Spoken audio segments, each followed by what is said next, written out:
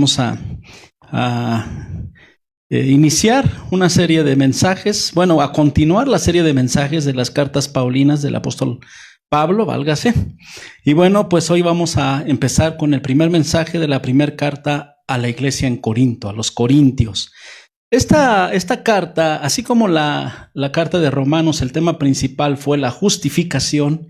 En esta carta podemos identificar uno de los temas principales, que es Cristo en ti. Sí, el apóstol Pablo batalla con la iglesia para que Cristo se forme en cada uno de los miembros de la iglesia. Y hay una serie de situaciones que las cuales, en la iglesia de Corintio hubo muchas dificultades para esta situación, pero el apóstol Pablo, en su amor misionero, en su amor como apóstol, porque él fundó esa iglesia, pues les escribe, les exhorta y les anima. Pero vamos a irnos introduciendo poco a poco.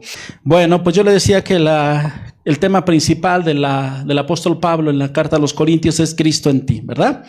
Y yo quiero iniciar con un mensaje, el primer mensaje de esta serie que yo le llamé protagonismos que dividen. Y ahorita va a ver usted por qué. Pero antes de entrar de lleno a este tema, yo quiero hacer una breve introducción a la carta. Quiero darle un bosquejo rápido de lo que es la carta a los Corintios, ¿verdad?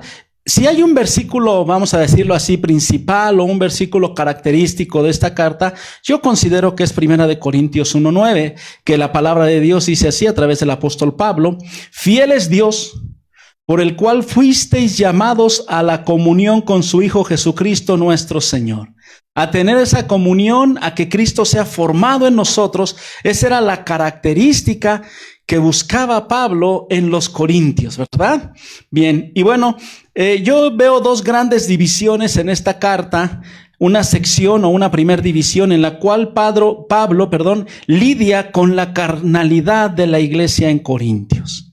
Y eso está desde el capítulo 1 hasta el capítulo 11. Temas que tienen que ver con la carne, con lo que la iglesia estaba haciendo mal, con lo que la iglesia estaba viviendo en la carne y no en el espíritu. Y en la otra sección, a partir del capítulo 12 al capítulo 16, el apóstol Pablo habla o lidia con lo espiritual, y vamos a ponerlo espiritual entre comillas, porque los corintios se sentían y se creían muy espirituales, pero en verdad no lo eran. Una cosa es que el Espíritu Santo se manifestaba en la iglesia, pero otra cosa es que los hermanos en Corinto fueran espirituales. Y vamos a ver también esa parte porque es muy, muy peligrosa, y el apóstol Pablo también los exhorta y los motiva en esa segunda sección. Entonces, son dos grandes secciones. Pablo trata con la carne y Pablo trata con el espíritu. Con la carne del capítulo 1 al capítulo 11 y con el espíritu del capítulo 12 al capítulo 16. Ahora, en la parte de la carne, hay tres áreas en las cuales el apóstol Pablo centra su atención: las divisiones que existían en la iglesia, motivos por pasiones carnales, por situaciones carnales, en todo conglomerado social, en toda reunión social, siempre hay divisiones, siempre hay diferentes enfoques, siempre hay diferentes tipos de vista, y había grandes divisiones en la iglesia en Corinto.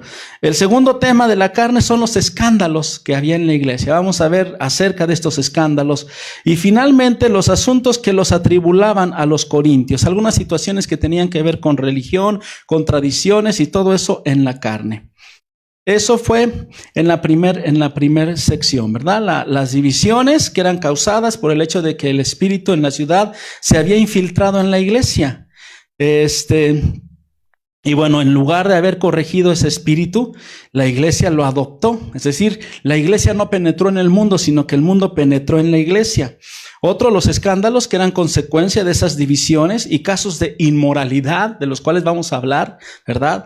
Nosotros no tapamos los casos de inmoralidad, como el vecino de enfrente, decían por ahí algunos predicadores, ¿verdad? Que en cuanto se desata un caso de inmoralidad, agarran a ese ministro, lo mandan a otro lado, ¿verdad? Lo justifican y toda una serie de cosas. No, aquí en la iglesia de Cristo, ese tipo de situaciones se sacan a la luz y se corrigen. Otros asuntos también que eran problemas también muy importantes con el matrimonio, problemas con lo sacrificado a los ídolos, problemas acerca de algunos rituales de las mujeres, en fin, problemas hasta con la cena del Señor. Había problemas en la iglesia de Corintio. Pero también, le decía yo, la otra parte es lidiando con las cuestiones espirituales, ¿verdad? Pablo empieza, ¿verdad?, hablando acerca del ministerio del Espíritu Santo a los corintios, les habla de los dones espirituales. Abundaban los dones espirituales en la iglesia, pero también abundaba el desorden. Así que vamos a hablar de toda esa parte en la segunda sección de la carta a los corintios, ¿verdad? En el capítulo 13, donde Pablo les dice, pueden tener todos los dones espirituales que ustedes quieran, pero si no tienen amor, nada son. El capítulo del amor es un capítulo hermoso que vamos a abordar en los últimos mensajes de esta serie. Y en el capítulo 14 habla acerca del problema del mal uso de las lenguas que se manifestaban en la iglesia, y habla también acerca del enfoque hacia la profecía. Y en el capítulo 15 pues hace un énfasis en lo que es la resurrección de nuestro Señor Jesucristo. Amén. Entonces son los temas que vamos a hablar, y este es el bosquejo de la carta a los Corintios, para que usted sepa cómo vamos a ir abordando cada uno de los diferentes temas que abarca esta carta. Bien, ahora como segundo punto de la introducción a esta serie de mensajes, yo quiero hablarle de la ciudad de Corinto. Y quiero darle algunos antecedentes de la ciudad de Corinto, donde estaba ubicada esta iglesia. Bueno, para cuando Pablo llegó a Corinto, que fue en el otoño del año 50 después de Cristo, hacía ya más de un siglo que esta ciudad era una colonia romana. Como todo, casi el mundo conocido, estaba gobernado por los romanos. Anteriormente, esta ciudad de Corinto había sido una ciudad griega orgullosa de su historia, pero había sido destruida por Mumnio en el año 146 a.C. y con un conflicto que tuvieron con Roma, y bueno, permaneció esta ciudad por ruinas durante 100 años. Sin embargo, cuando Julio César decidió transformarla en una colonia romana en el año 44 a.C., tomó un nuevo plano esta ciudad, ¿verdad? Tomó obviamente el estilo romano, la influencia romana, pero esta ciudad fue el lugar donde se estableció el gobernador romano de la provincia de Acaya. Era como una capital de un estado, digámoslo así, y pronto llegó a tener una población bastante numerosa, inclusive más grande que la misma población de Atenas en Grecia, ¿verdad? Es decir, llegó a ser una ciudad tan importante o más importante que la misma Atenas para los griegos, ¿verdad? Y aunque fue fundada como una base militar, ¿verdad?, rápidamente se consolidó como un centro cultural y un centro comercial, ¿verdad? Un centro regional muy importante. Y fíjese que algo bien importante, las familias más pudientes, más reconocidas de Grecia, se sintieron atraídas por Corinto y se fueron a vivir a Corinto. Muchas familias que vivían en Atenas, ¿verdad? Y como en ese entonces Grecia estaba bajo el dominio de Roma, ellos pues decidieron irse a vivir a Corinto y se establecieron ahí e hicieron una hermosa ciudad con bellos suburbios residenciales, ¿verdad? En lugares altos, rocosos, que se conoció en ese entonces como el Acrocorinto, que era el punto más alto de la ciudad de Corinto. Entonces había verdaderas mansiones, había familias muy pudientes, había familias muy reconocidas, con renombre, con abolengo y con dinero, ¿verdad? Estas familias se contaron entre los benefactores cívicos más importantes de la ciudad, es decir, entre todos ellos hicieron de esa ciudad una ciudad realmente imponente. Las inscripciones dan evidencia de que muchos de ellos que se encontraban entre los más sabios, los más nobles de cuna y los más poderosos de la cultura greca. Y después fue la cultura grecorromana. Bueno, a comienzos de la era cristiana, ¿verdad?, los Juegos Istmicos, que eran un antecedente de los Juegos Olímpicos, habían comenzado nuevamente a realizarse en esa ciudad, en la ciudad de Corinto, ¿verdad? Por eso es que también vamos a ver más adelante que el apóstol Pablo habla acerca del Tribunal de Cristo, que era una especie de plataforma donde se coronaban a los atletas, pero eso lo vamos a ver mucho más adelante, ¿sí? Bueno, tenía dos puertos esa ciudad, Lecaión y Cencrea, ¿verdad? Y bueno, y las ruinas arqueológicas de estos últimos puertos indican que eran prósperos no solo como puertos, sino también como ciudad satélite, ¿verdad? Y en el momento en que Pablo escribió su carta a los cristianos en Roma, existía ahí en Corinto también una iglesia, ¿verdad? Una iglesia ahí en medio de esa ciudad. Ahora vamos a hablar un poquito acerca del aspecto religioso de esa ciudad. Como fue fundada, le decía yo, por familias nobles griegas, pues obviamente la cultura y sus ciudadanos, ¿verdad?, se llevaron a los dioses que adoraban en Atenas, ¿verdad? Entre ellos, la deidad más conocida era Afrodita. Entonces, cuando Corinto era una ciudad griega, se relacionaba o se adoraba mucho a esta diosa y se le relacionaba mucho con el amor. Por eso es que el apóstol Pablo escribe el verdadero significado del amor, porque el amor para los griegos tenía que ver con la prostitución sagrada, tendría que ver con las cuestiones pasionales, ¿verdad? Ellos se centraban en el amor como un enfoque, vamos a decirlo así, erótico, con un enfoque carnal, pero el apóstol Pablo les habla del verdadero amor, ¿verdad? Precisamente a los corintios. Bien, entonces adoraban a esta deidad, ¿verdad? A Afrodita, ¿verdad? Y ellos eran muy adoradores de esta deidad, ¿verdad? Ahora, ¿no sería muy exagerado, hermano, decir que precisamente los problemas de inmoralidad sexual que se presentaron dentro de la iglesia de Corinto, pues eran resultado de la relación que la iglesia tenía con el mundo? Sí, o sea, en la ciudad de Corinto, el pueblo pagano pues adoraba a Afrodita, promovía muchos situaciones de tipo sexual, de tipo erótico, y pues obviamente eso se filtró a la iglesia, y no la iglesia se filtró al mundo.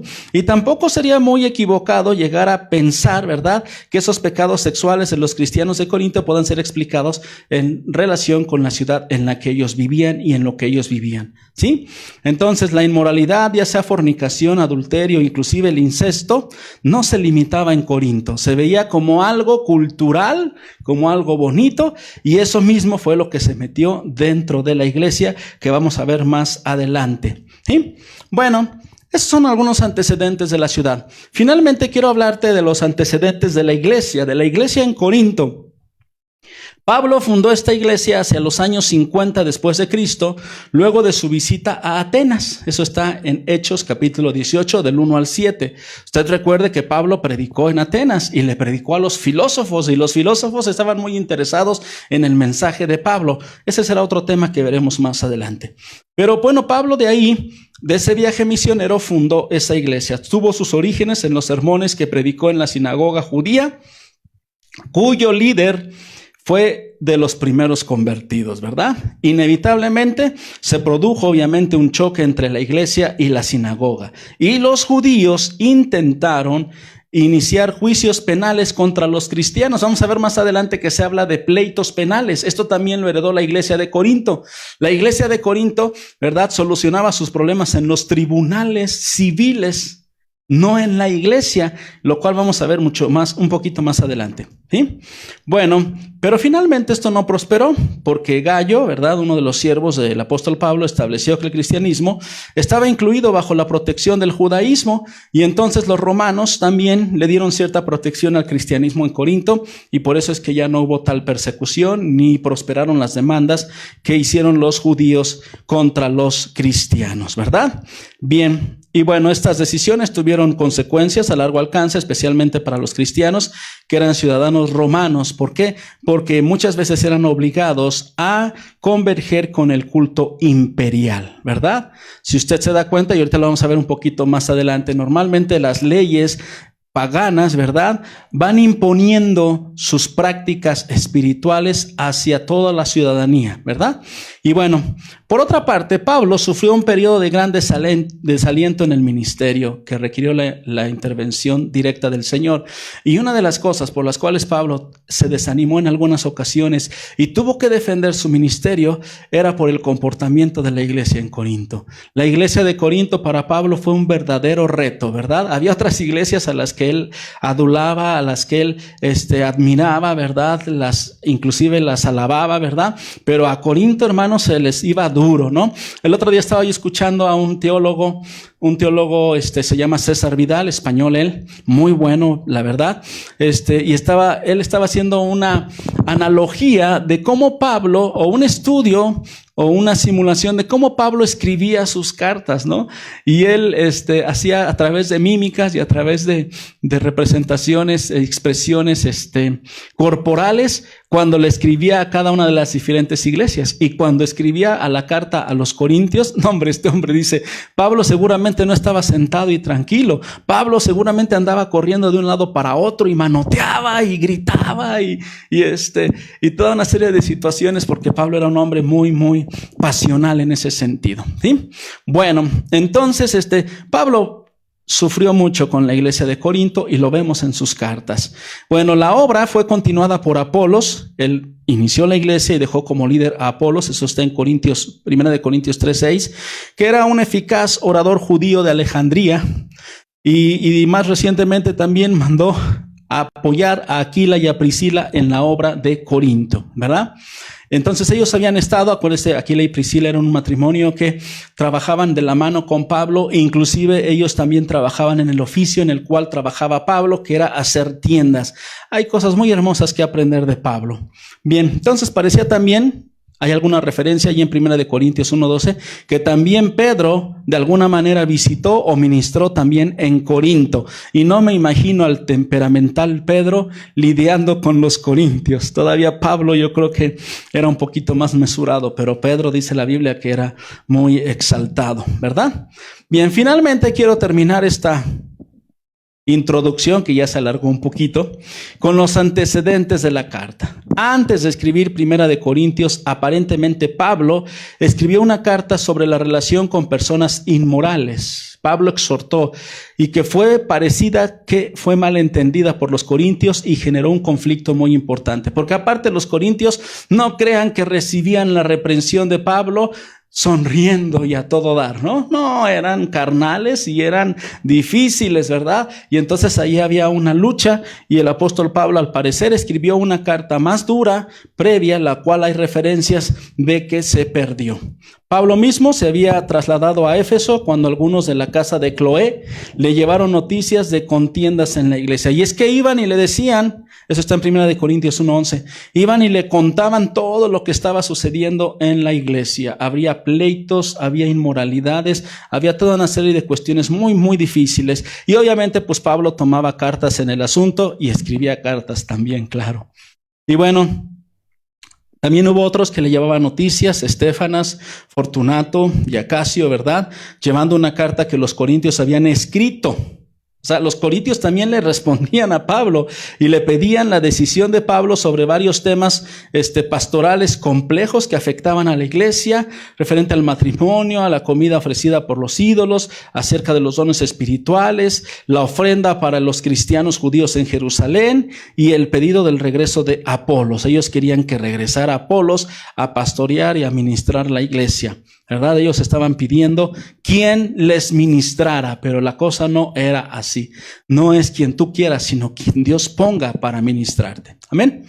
Bien, también estos informes verbales revelaron problemas de división, de incesto, litigios civiles, de inmoralidad sexual, de mujeres que profetizaban en la iglesia, ¿verdad?, sin seguir ciertas normas, del abuso de la cena del Señor, inclusive de la negación de la resurrección de nuestro Señor Jesucristo. Todas estas cosas, hermano, son caldo de cultivo para que una iglesia se pierda, para que una iglesia se desvíe de la verdad e inclusive se convierta en una secta.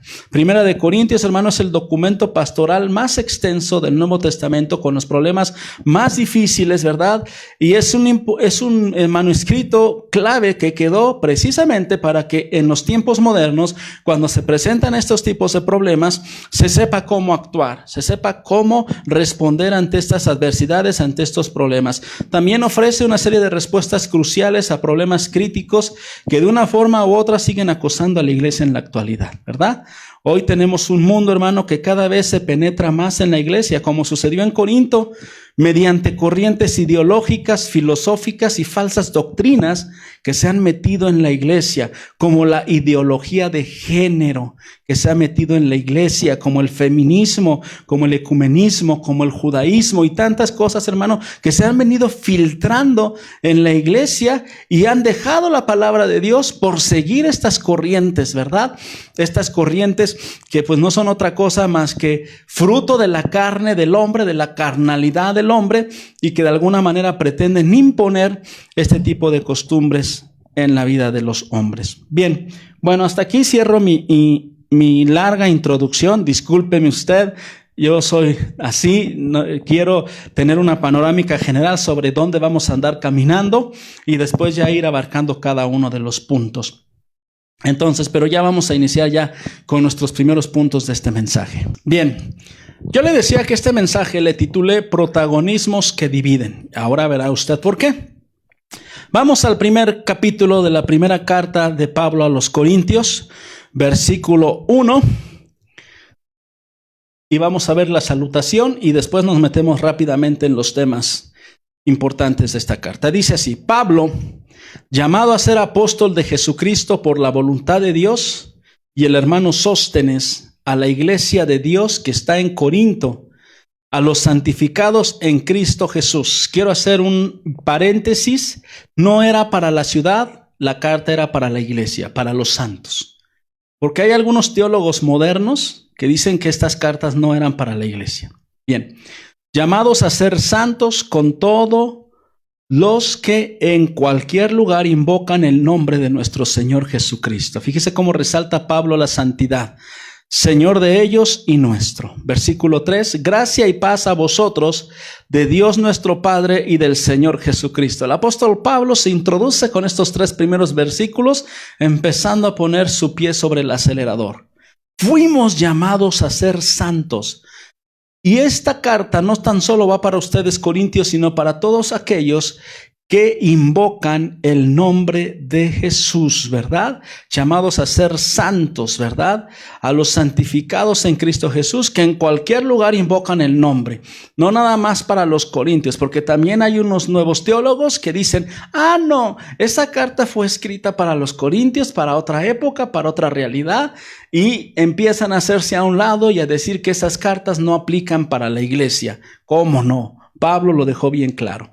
Vámonos al verso 4, donde el apóstol Pablo nos habla acerca de la acción de gracias por los dones espirituales. Chéquese nada más cómo Pablo es muy directo y muy firme en esto.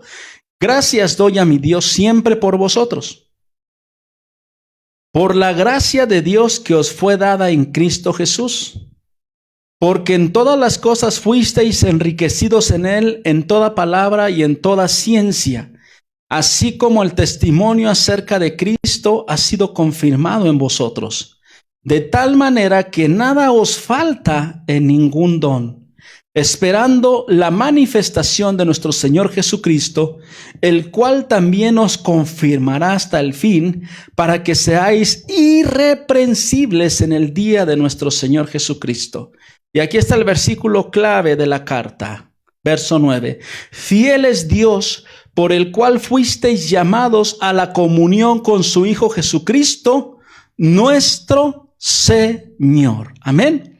Entonces, hermano, pues aquí el primer punto que yo quiero resaltar, donde el apóstol Pablo está dando acción de gracias por la total suficiencia de Cristo. En las demás cartas, Pablo le da gracias a Dios por el testimonio de la iglesia, les dice por su trabajo, por su fruto, por su santificación, pero aquí a los corintios no les dice nada atribuidos a ellos, sino que les dice, gracias doy por ustedes porque les fue dado todo a ustedes.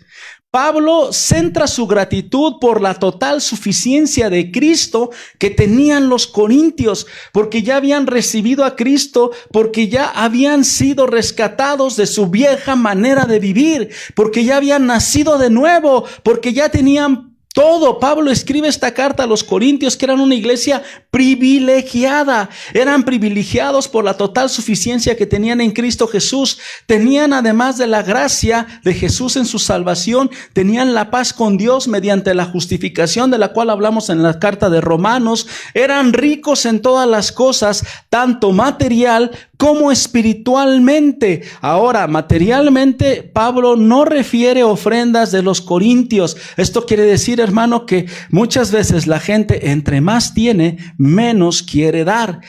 El apóstol Pablo sí refiere a otras iglesias como los filipenses, como a los colosenses, y algunos les dice, aún de su escasez dieron. Pero los corintios, hermano, estaban en una ciudad próspera, eran bendecidos, tenían buenos trabajos, tenían buenos comercios, pero no daban. Todavía mandaban a preguntar si podían, si era necesario mandar una ofrenda a los pobres en Jerusalén. Cosas tremendas que tenían los corintios. Entonces eran prósperos no tan solo material, sino espiritualmente. Abundaban en toda palabra y ciencia, dice el apóstol Pablo. Tenían el testimonio de Cristo. Ningún don espiritual les faltaba. Vamos a ver más adelante que esos dones espirituales, en lugar de considerarlos una bendición, ellos los convirtieron en una maldición y en un objeto de peleas y de muchas cosas tremendas.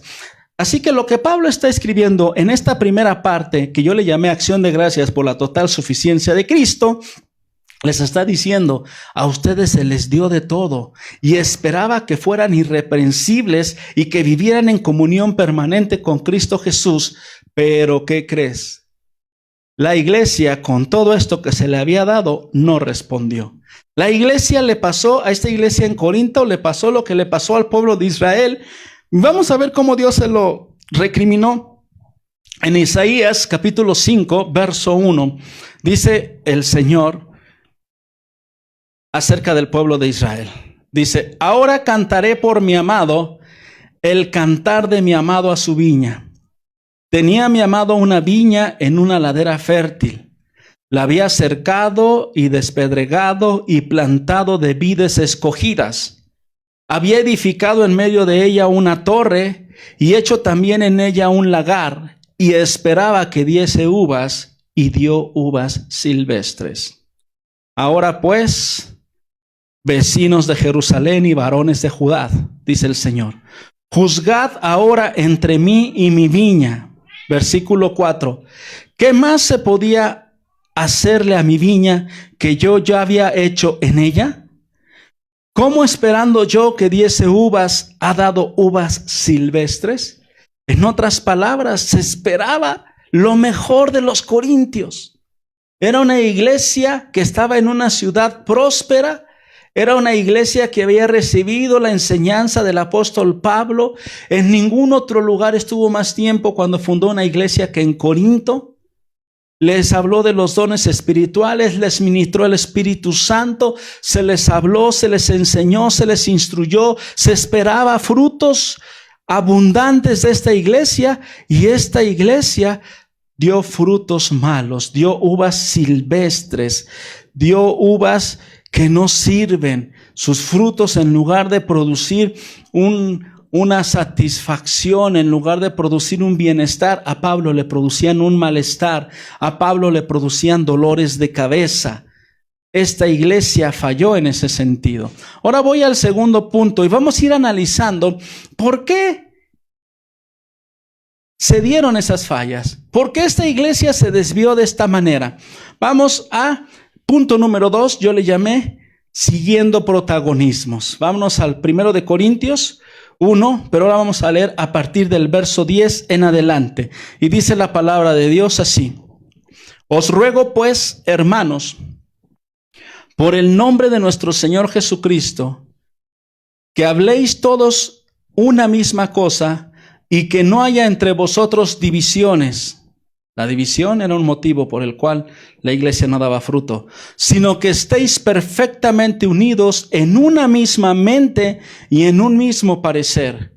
Porque he sido informado acerca de vosotros, hermanos míos, por los de Cloé, que hay entre vosotros contiendas. Quiero decir que cada uno de vosotros dice: yo soy de Pablo, y yo de Apolos, y yo de Cefas, y yo de Cristo. Y entonces el apóstol Pablo les empieza a preguntar en el verso 13: ¿acaso está dividido Cristo? ¿Fue crucificado Pablo por vosotros? ¿O fuiste bautizados en el nombre de Pablo? Doy gracias a Dios de que a ninguno de vosotros he bautizado, sino a Crispo y a Gayo, para que ninguno diga que fuiste bautizados en mi nombre. También bauticé la familia de Estéfanas.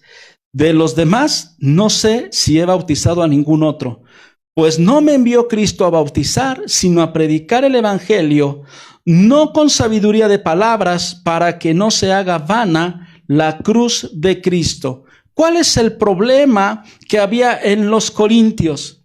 Que seguían protagonismos, siguiendo protagonismos. Que los líderes, ¿verdad?, los habían convertido en una serie de ídolos. Y este es un problema en cualquier iglesia, en cualquier movimiento, llámese como se llame, católico, cristiano, judío, cualquier movimiento que se centra en el hombre y que empieza a promover la idolatría hacia el hombre, hermano, empieza a descomponerse ese movimiento. Y es que hay una tendencia natural del hombre a seguir a otros hombres. Y es que hay una tendencia natural de empezar a idolatrar a ciertos personajes. Hay una tendencia también en los pastores, en los siervos, de protagonismo. Entonces se junta la pobreza con la necesidad. Por un lado, la gente que tiene necesidad de idolatrar, de seguir a una persona, y por otro lado, los líderes que les encanta que los adulen, que los levanten, que los idolatren. Idolatrar a los maestros o a los siervos cristianos es causa de división. Esto se ha dado en todos lados y en todos momentos. Yo no puedo entender cómo hoy en día hay personas en congregaciones que defienden más a su pastor, a su superapóstol, que a Cristo mismo. Y que cierran los ojos ante los errores, las inmoralidades muchas veces que estas personas cometen por esa ceguez que tienen de estar siguiendo al hombre y no seguir a Dios. En mi vida pastoral, hermano, he tenido varios ejemplos. En una ocasión llegó a la congregación un misionero a predicar. Ahorita vamos a hablar un poquito más adelante. Muy carismático el tipo, traía un mensaje sobre el despertar de la gracia, aunque en el fondo no hablaba de la gracia, hablaba del libertinaje. Tanto llegó a él creer en la gracia, ¿verdad?, que la gracia le permitió dejar a su esposa y agarrar otra. Bueno, este hombre llegó y cautivó a algunos hermanos de la congregación, y uno de ellos agarra y me dice: hermano, pues vengo a decirte que he estado orando y voy a agarrar mi maleta y me voy a ir con el hermano para ayudarle a compartir esta tremenda palabra que él trae y este tremendo ministerio que él tiene. Me acuerdo perfectamente bien, como si fuese ayer. Agarré al hermano de los hombros y le dije: despierta. Estás loco. Tú fuiste llamado a sostener a tu familia, a ver por tu familia, por tus hijas, por tu esposa. Tú no puedes hacer eso. Este es un hombre. Tú estás dejando todo por seguir al hombre. Este no es un llamado de Dios. Este hombre te ha cautivado con su carisma. Afortunadamente obedeció el hermano y ya se calmó, se tranquilizó. Y le digo, a los meses el ministerio de este hombre cayó. Nos enteramos que se divorció, que sí consiguió una persona que le ayudara, que anduviera con él, pero era una mujercita, una jovencita, y terminó casándose con esa jovencita y dejando su familia. Entonces, hermano, esto es lo que muchas veces sucede. Y aquí el apóstol Pablo les dice: ¿están locos? ¿Acaso Pablo murió por ustedes? ¿Acaso fueron bautizados en el nombre de Pablo? No, fueron bautizados en el nombre de Cristo. Hemos sido bautizados y hemos sido lavados por la sangre preciosa del Cordero. Una de las características de los movimientos sectarios, vuelvo a insistir, es la idolatría a sus fundadores o hacia sus líderes. Y aquí el apóstol Pablo al final de este pasaje deja muy claro: yo no fui enviado a bautizar ni a promover mi nombre. Yo fui enviado a predicar el evangelio de Cristo y a Cristo darle toda la gloria, todo el honor y toda la alabanza. Amén. A su nombre sea la gloria. Si hay algo que tiene que cuidar un siervo de Dios, es no caer en la idolatría. Recuerdo en una ocasión que nosotros estábamos presentando una obra para alcanzar a a las personas, una obra navideña, ¿verdad? En la ciudad, en un lugar importante, y nos dieron ese espacio, ¿verdad? Y estábamos presentando la obra y uno de los pastores, ¿verdad? Estaba promoviendo, ¿verdad? Ay, pues que démosle un aplauso al pastor, porque nos trajo esta obra. Yo me sentí tan incómodo que me aparté de ellos inmediatamente. Después empezaron, no, pues que vamos a pasar acá para ver las instalaciones y que para que se dé un reconocimiento, unas palabras de agradecimiento de parte de la institución. Yo les dije, no puedo acompañarlos, vayan ustedes. Tenemos que evitar a toda costa la idolatría hacia el hombre.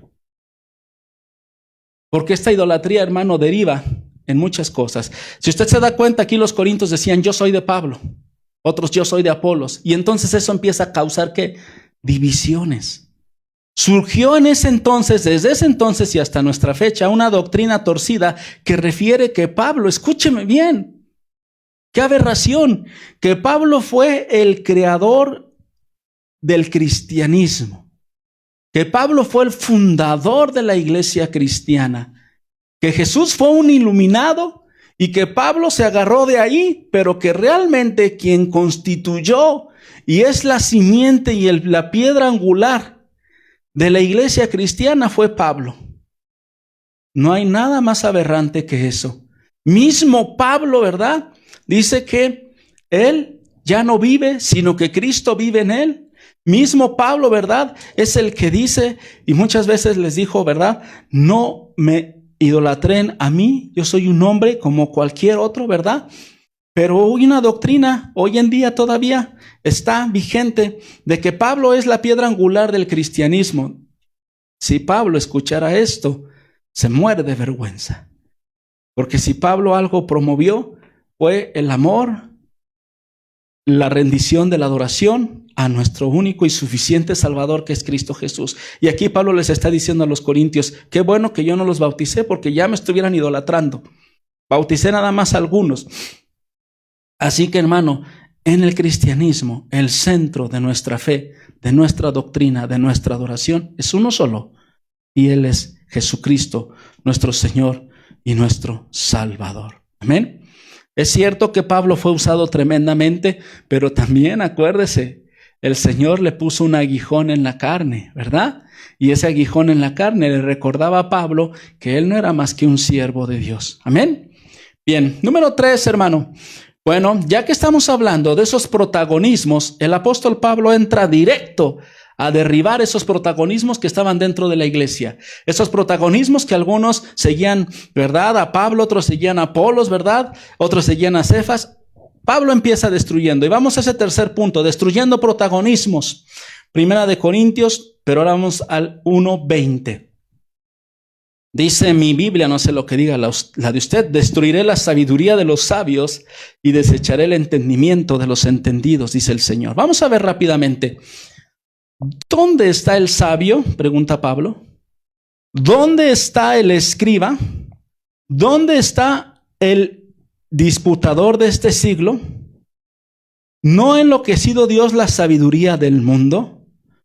Pues ya que en la sabiduría de Dios el mundo no conoció a Dios mediante la sabiduría, agradó a Dios salvar a los creyentes por la locura de la predicación. Verso 22, porque los judíos piden señales y los griegos buscan sabiduría. Acuérdese que Corintio venía de una ciudad griega. Pero nosotros, dice Pablo en el verso 23, predicamos a Cristo crucificado, para los judíos ciertamente tropezadero y para los gentiles locura, mas para los llamados, así judíos como griegos, Cristo poder de Dios y sabiduría de Dios. En Cristo está el poder, en Cristo está la sabiduría, no en los protagonismos del hombre. Verso 25, porque de lo insensato o lo insensato de Dios, es más sabio que los hombres, y lo débil de Dios es más fuerte que los hombres. Pues mirad, hermanos, vuestra vocación, que no sois muchos sabios según la carne, ni muchos poderosos, ni muchos nobles, sino que lo necio del mundo escogió Dios para avergonzar a los sabios, y lo débil del mundo escogió Dios para avergonzar a lo fuerte. Y lo vil del mundo y lo menospreciado escogió Dios, y lo que no es, para deshacer lo que es, a fin de que nadie se jacte en su presencia.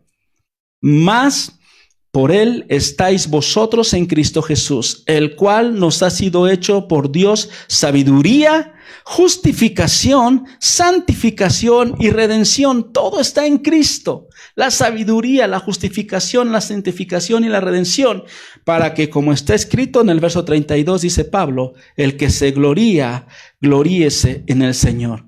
¿Por qué había protagonismos? Porque seguramente se les veía ahí una veta de gloria a los líderes, porque de repente se gloriaban en lo que Dios estaba haciendo a través de sus vidas. Hermano, déjame decirte, en Dios todo protagonismo es destruido.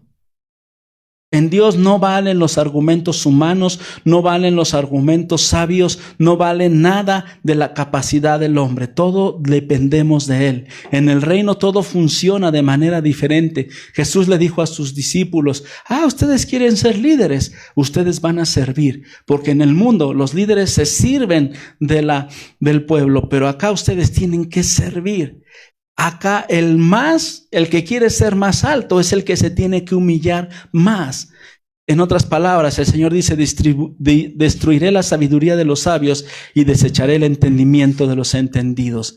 Y si hay algo en cual hay que gloriarse, es en el Señor y no en la élite a la que perteneces y no el conocimiento del que tienes. Si hay algo en lo que tú debes de gloriarte, es en las cosas de Dios. Amén.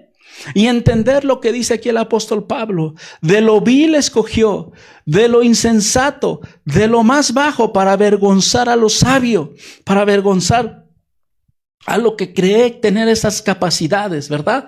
Yo, por ejemplo, siempre me pregunto, Señor, ¿por qué me has escogido a mí?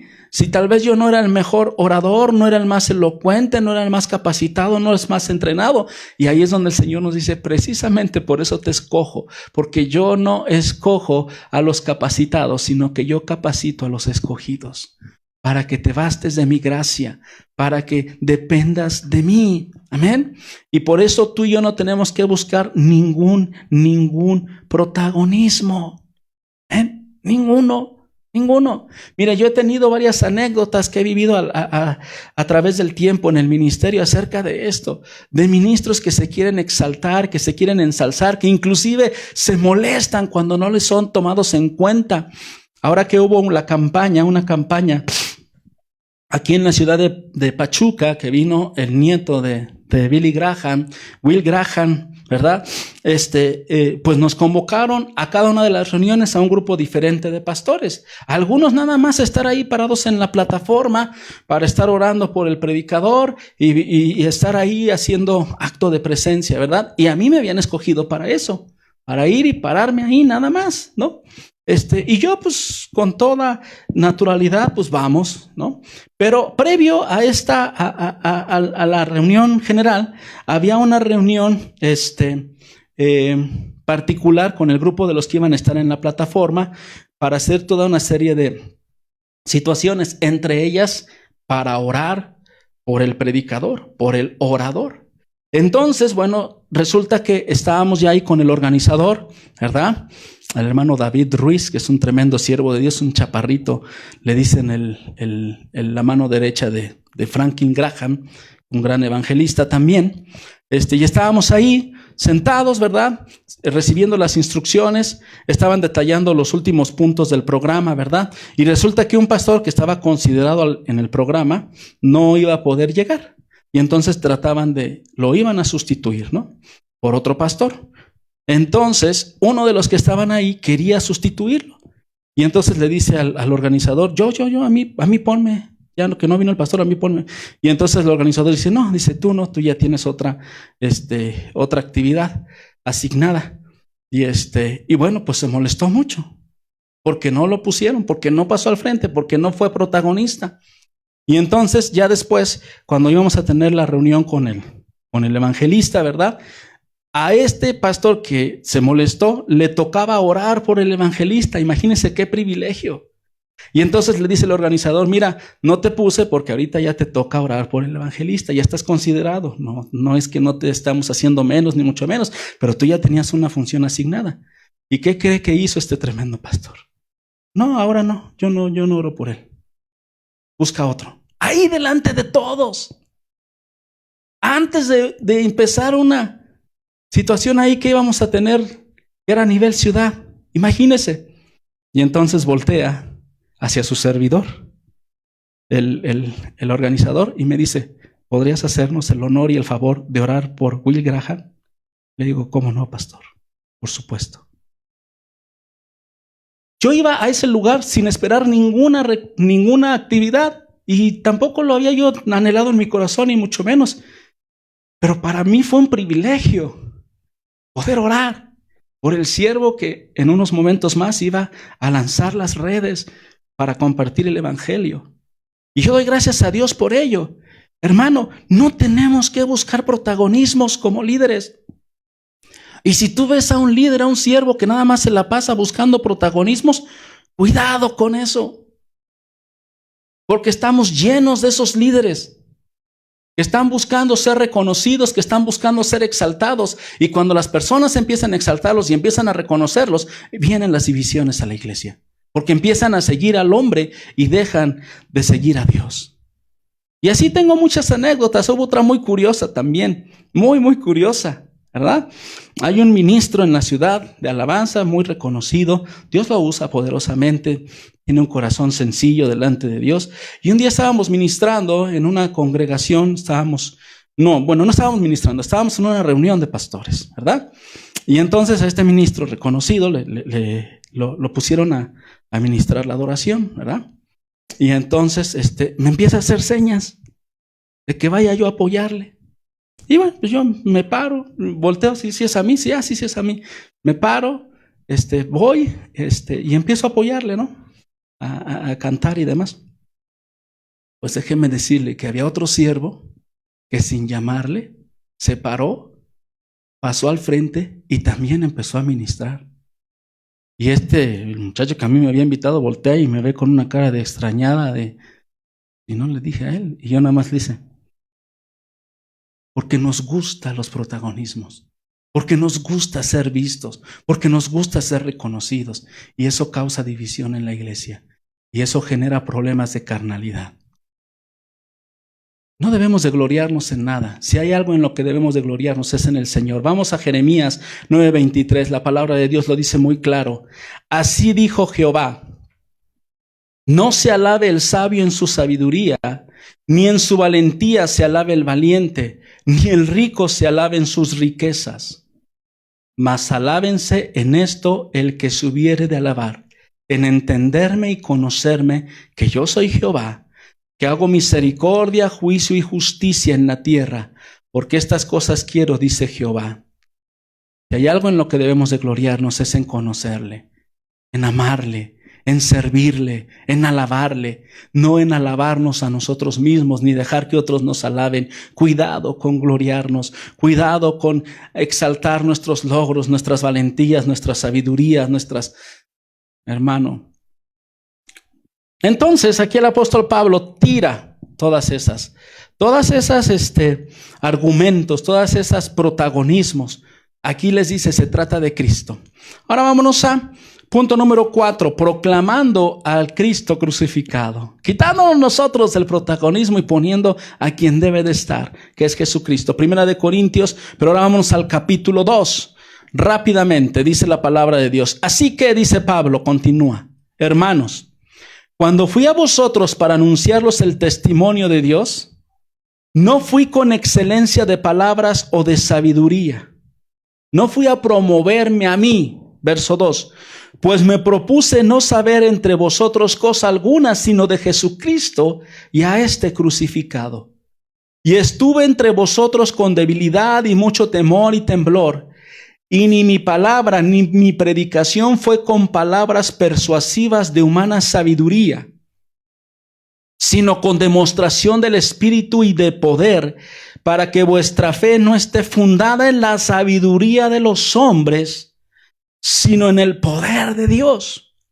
Sin embargo, hablamos sabiduría entre los que han alcanzado madurez, y sabiduría no de este siglo ni de los príncipes de este siglo que perecen, mas hablamos sabiduría de Dios en misterio, la sabiduría oculta, la cual Dios predestinó antes de los siglos para nuestra gloria, la que ninguno de los príncipes de este siglo conoció, porque si la hubieran conocido, nunca hubieran crucificado al Señor de gloria. Antes bien, como está escrito, cosas que ojo no vio, ni oído oyó, ni han subido en corazón de hombre, son las que Dios ha preparado para los que aman. Gloria a Dios. Entonces, fíjese cómo Pablo pone las cosas en su debida dimensión. Cómo el apóstol Pablo, ¿verdad?, les empieza a decir, ¿verdad? Yo no llegué a promoverme yo mismo. Yo no les hablé de mí, que fui educado a los pies de Gamaliel, que yo conocía la ley como ninguno de ustedes, que yo era fariseo de fariseos, irreprensible en cuanto a la ley. Lo dice a los filipenses, pero ¿sabes por qué se los dice? Porque todo eso dice, lo consideré como basura por amor a Cristo. Pablo no se promovió, ni lo hizo con sabiduría de hombre, sino que se procuró y se propuso solamente hablar de Cristo y de Cristo el crucificado. Verso 10. Pero Dios nos las reveló a nosotros, hablando de la sabiduría, por el Espíritu. Porque el Espíritu todo lo escudriña, aún lo profundo de Dios. Porque ¿quién de los hombres sabe las cosas de hombre, sino del Espíritu del hombre que está en él? Así tampoco nadie conoció las cosas de Dios, sino el Espíritu de Dios. Y nosotros no hemos recibido el espíritu del mundo, sino el Espíritu que proviene de Dios, para que sepamos lo que Dios nos ha concedido, lo cual también hablamos, no con palabras enseñadas por sabiduría humana, sino con las que enseña el Espíritu, acomodando lo espiritual a lo espiritual. Pero el hombre natural no percibe las cosas que son del Espíritu de Dios, porque para él son locura, y no las puede entender, porque se han de discernir espiritualmente. En cambio, el espiritual juzga todas las cosas, pero él no es juzgado de nadie. Porque ¿quién conoció la mente del Señor? ¿Quién le instruirá? Mas nosotros, termina el apóstol Pablo diciendo, tenemos la mente de Cristo. Hermano, poniendo las cosas en su debida dimensión y en su debido orden, el apóstol Pablo, a través del capítulo 2 de Corintios, Pablo resalta los protagonismos que habían levantado los corintios. Pablo les explica cómo Dios derriba tarde o temprano esos protagonismos. Y Pablo pone las cosas en su debido orden y en su debida dimensión. Aquí ninguno de nosotros es protagonista. Aquí el protagonista es Jesucristo. ¿Y cómo lo hizo? Te lo voy a decir a través de 5 puntos. Primero, usando un discurso diferente. En la ciudad de Corinto, que era influenciada por los griegos fueron grandes filósofos y organizaban debates y hablaban con mucha elocuencia. Cuando los oradores entraban en una ciudad, seguían ciertas convenciones ya establecidas, las convenciones que habían ellos aprendido de los griegos. Se esperaba que dieran floridos discursos, que alababan a la ciudad, que hacían comentarios mucho tiempo de sus logros personales, hasta el día de hoy, cuando se le va a preparar o se le va a presentar a un conferencista. Por cierto, a mí me toca la semana que entra y no hay nada más incómodo para mí que eso, empezar a alabar a las personas por todos sus reconocimientos. Pero pues Dios me está poniendo a prueba, yo creo, ¿eh? Pero en ese entonces también se acostumbraba que los oradores se paraban y empezaban a hablar de sus logros personales. Empezaban a alabar a la ciudad y a la audiencia y todo bien bonito. Y hacían esto para hacerse de una reputación y para conseguir beneficios económicos como oradores, como maestros. Todo esto les generaba recursos. Y Pablo aclara aquí en el versículo 1 y en el verso 2 que él había desechado esas formas convencionales, que él no iba con palabras de humana sabiduría, que él no iba con el estilo que llevaban todos los demás, que él iba a predicar de una persona y esa persona era Cristo, nadie más. Número 2, la segunda estrategia que utilizó Pablo, el tema del mensaje, Cristo el crucificado. Antes de llegar Pablo, decidió cuál sería el contenido de su mensaje. Él hablaba de Cristo y nadie más de Cristo. Y se cimentaba en la palabra de Dios, se cimentaba en la ley, se cimentaba en la obra de Cristo y se cimentaba en lo que él había recibido de parte de los apóstoles. En lo particular, hermano, yo cuando hablo con muchos versículos. Procuro hablar lo menos de mí y lo más de la palabra de Dios. Yo veo muchos predicadores que tienen muchísima elocuencia, que hablan muchísimas palabras y muchas veces palabras de sabiduría humana. En una ocasión estábamos en una reunión, escúcheme, de pastores. Y no es que yo no sepa, yo conozco esas filosofías humanas. Yo de repente me toca dar materias que están relacionadas con el pensamiento humano. Por ejemplo, cuando hablo de calidad, hablo de la cultura japonesa, de la calidad total. Hablo de todas esas filosofías de las cuales los orientales han introducido en sus negocios y que son la base filosófica de sus actividades. Y yo muchas veces le doy eso a mis alumnos porque eso es lo que me marca un curso de calidad. ¿Sí me explico? Pero una vez en una reunión de pastores, un hombre empezó a hablar del bien ser, del buen hacer y del bien tener. Una filosofía japonesa que la promueve mucho un hombre llamado Carlos, no me acuerdo cómo se apellida, pero es un japonés, es el dueño de Yakult. Y les dio el mensaje a los pastores de eso, con una elocuencia total que al final todos le aplaudieron y bien contentos. Y yo me acerco y le digo, ven para acá, hermano. En el amor del Señor, no desprecies la sabiduría de la palabra de Dios por discursos baratos de filosofías humanas. Y le dije, esto que tú hablaste es una teoría japonesa. Y lo que nosotros necesitamos escuchar es la palabra de Dios. El hermano se puso rojo y luego pálido y luego blanco. Le digo, yo doy estos temas, pero se los doy a mis alumnos en un aula de clases. Y porque se los tengo que dar. Porque eso es lo que me marca el programa. No tenemos que hacer uso de la sabiduría humana ni de la elocuencia. En otra ocasión, un pastor, Lalo Martínez, en otra reunión de pastores, un amigo de Tulancingo, yo lo invité como orador principal, ¿verdad? Y habían preparado el programa de tal manera, hermano, que había un ambiente bien bonito, bien elocuente, muy bonito. Se habían resaltado los logros de muchas cosas y todo el ambiente estaba muy padre, ¿no? Y de acuerdo, lo recuerdo muy bien porque se acerca Lalo y me dice, mira, yo voy a hablar de Cristo y voy a hablar de la proclamación del Evangelio de Cristo. Y les voy a dar con todo, te lo digo de una vez. Y este ambiente tan bonito que se ha generado, porque yo lo veo muy bonito, se va a echar a perder con lo que yo les voy a decir. Me dice, si quieres, aquí le dejamos, yo me voy, no hay problema. Y le digo, no, pastor, el Señor puso en mi corazón que tú dieras el mensaje hoy y adelante. Lo que Dios puso en tu corazón, yo no soy nadie para decirte que lo hagas o no lo hagas, ¿verdad? Y bueno, pues ya agarró el hermano el micrófono y ¿para qué le cuento, verdad? Nos dio una tremenda paliza con la palabra de Dios acerca de nuestra responsabilidad de compartir el Evangelio. Hermano, Pablo, aunque era una figura carismática y era una figura muy bien preparada, muy elocuente, él jamás usó esa elocuencia para proclamar el reino y para proclamar el Evangelio. Él dijo que estaba ahí con debilidad, con temor, con temblor, y esa era su mejor oratoria, hablar de Cristo y todo lo demás, hacerlo a un lado. Yo sé que hay muchos oradores hoy en la modernidad que tocan las fibras sentimentales de las personas y tocan sus emociones y sus sentimientos y los hacen llorar y los hacen revolcarse y hacen muchas cosas. Pero como dijera un amigo pastor, son mensajes almáticos, no son mensajes espirituales. Y para mensajes almáticos, hermano, pues únase a los optimistas o vaya a ver a un terapeuta, pero aquí se hablan las cosas del espíritu. Amén. Otra de las técnicas que utilizó Pablo, la tercera técnica utilizada, el poder del Espíritu Santo.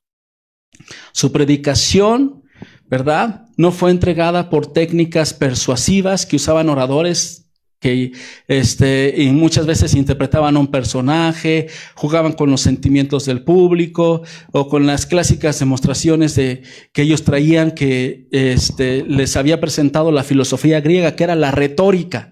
Ellos utilizaban mucho la retórica, ¿verdad? A ver, yo planteo esta idea y tú debátemela y vamos a tirarla y tú dame tus argumentos, yo te doy los míos. Así eran los filósofos griegos. Y Pablo dice, yo vengo a hablarles con ese mensaje, yo vengo a hablarles con el poder del Espíritu Santo. En lugar de utilizar esas técnicas, él dejó que el Espíritu Santo le ministrara y ministrara a sus oyentes. ¿Sí?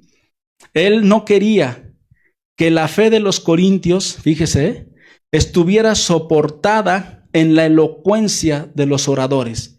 Él quería que la fe de los corintios descansara en el poder de Dios y no en los oradores. Ese era el problema en Corintio. Ellos habían idolatrado a sus oradores, a sus líderes, de tal manera que su fe ya no descansaba en Cristo, sino que su fe descansaba ¿en quién? En los oradores. Y Pablo les dice, yo quiero que su fe descanse en el poder de Dios, en Dios. Pablo, hermano, en ese sentido no fue un orador de lujo, ¿verdad? Él fue un orador que se basó en la palabra de Dios y en la asistencia del Espíritu Santo. Amén. Amén, hermano. Estrategia número 4. La fuente humana, tarde o temprano, es una fuente fallida. Los virtuosos y aclamados oradores de esa época utilizaban la expresión de la sabiduría y ellos hablaban, ¿verdad? De la sabiduría, pero de la sabiduría humana. ¿Sí? Y ellos hablaban mucho en ese sentido de proyectos humanos, de filosofías humanas. Y tarde que temprano, escúchame bien, toda filosofía humana es derribada. ¿Sí? La filosofía del comunismo, la filosofía del socialismo, el fascismo, el nazismo y todos los ismos que tú quieras y mandes, tienen un tiempo, tienen un periodo, tienen una funcionalidad, pero después se desfundan. La palabra de Dios es eterna y la palabra de Dios permanece para siempre. Esa sabiduría que viene de Dios y que aquí el apóstol Pablo está diciendo que es una sabiduría oculta y que fue revelada a través de ¿quién? A través de nuestro Señor Jesucristo. Amén. Y a pesar, hermano, de la sofisticada educación de los gobernantes en Corinto, nunca comprendieron el amor y la sabiduría de Dios. Aquí Pablo lo refiere, dice, si esa sabiduría humana hubiese funcionado, no hubieran sido partícipes de la crucifixión de nuestro Señor Jesucristo. Ni el enemigo se enteró que al llevar a Jesús en la cruz estaba condenando ahí su derrota. Mucho menos los seres humanos, mucho menos los religiosos. Ellos le decían, crucifícale, crucifícale. No sabían lo que estaban haciendo. ¿Por qué? Porque estaban en una sabiduría, ellos en una sabiduría religiosa. Los romanos en una sabiduría social. Acuérdese que Poncio Pilato quiso deshacerse del asunto, ¿verdad? Y se lavó las manos y toda la cosa. ¿Pero para qué? Para congraciarse con el pueblo, no para otra cosa. La sabiduría de los gobernantes no va enfocada hacia otra cosa, sino que a congraciarse con el pueblo. Y la sabiduría de Dios, hermano, es otra cosa. Y esa ha sido revelada a nosotros por medio de ¿quién? Por medio del Espíritu Santo. Y aquí dice algo bien importante el apóstol Pablo. La sabiduría de Dios es rechazada por el hombre, porque déjame decirte que la persona natural, que no ha nacido de nuevo, que no tiene al Espíritu Santo en su vida, es decir, el hombre natural, rechaza lo que el Espíritu Santo enseña. ¿Sabes por qué? Porque no quiere ser discernido y examinado espiritualmente. ¿Sabes por qué tienen tanta aceptación y tanta difusión, por ejemplo, la ideología de género? Porque defiende las depravaciones sexuales que el hombre quiere vivir.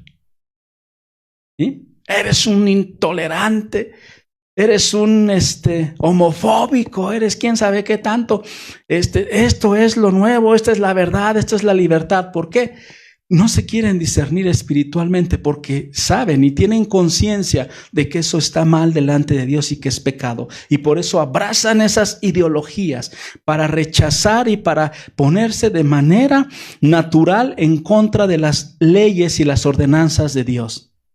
Detrás del feminismo está el aborto.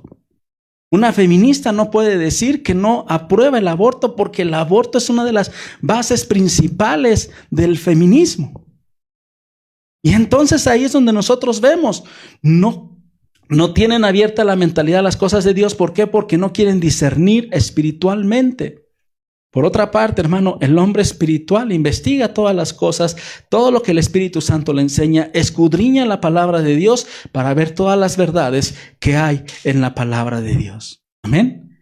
Ahora el apóstol Pablo les dice, y todas estas cosas del Espíritu las hablamos entre los que han alcanzado madurez. Y aquí les está dando un tremendo golpe a los corintios. Ustedes, vamos a ver más adelante, que ellos se creían muy maduros y muy espirituales porque los dones se manifestaban en su iglesia. Pero ¿qué quiere decir esto, hermano? Que realmente no habían madurado espiritualmente hablando, que no estaban preparados para discernir las cosas espirituales. La sabiduría de Dios se habla y se difunde y se desarrolla entre los que han alcanzado madurez espiritual. Y una de las características para la madurez espiritual es tu disciplina espiritual. La Biblia dice que los inconstantes y los indoctos tuercen las escrituras. Es decir, aquellos que no han madurado en su caminar con Cristo, que no se han centrado bien, que tienen 20, 30 años en el evangelio, pero que no han avanzado, que siguen dependiendo de la carne y cayendo en los pecados de la carne, es porque no han tenido ese crecimiento y esa madurez, porque son inconstantes y porque son indoctos, no se documentan, no escudriñan las cosas de Dios, las cosas del Espíritu. Amén. Concluyo, hermano, este mensaje acerca de la carta a los Corintios. Una carta dividida en dos grandes secciones. Batalla Pablo con la carnalidad de los corintios y con la espiritualidad. Y también hoy hablamos acerca de 4 puntos importantes de los 2 primeros capítulos de Corintios. La acción de gracias por la total suficiencia de Cristo. Tenían todo en Cristo los corintios. Pero ellos decidieron seguir protagonismos en el punto número 2. En el punto número 3, Pablo les demostró cómo Dios destruye todo protagonismo. Y en el punto número 4 hablamos de cómo Pablo pone las cosas en su debida dimensión. Aquí no se trata del protagonismo de nadie.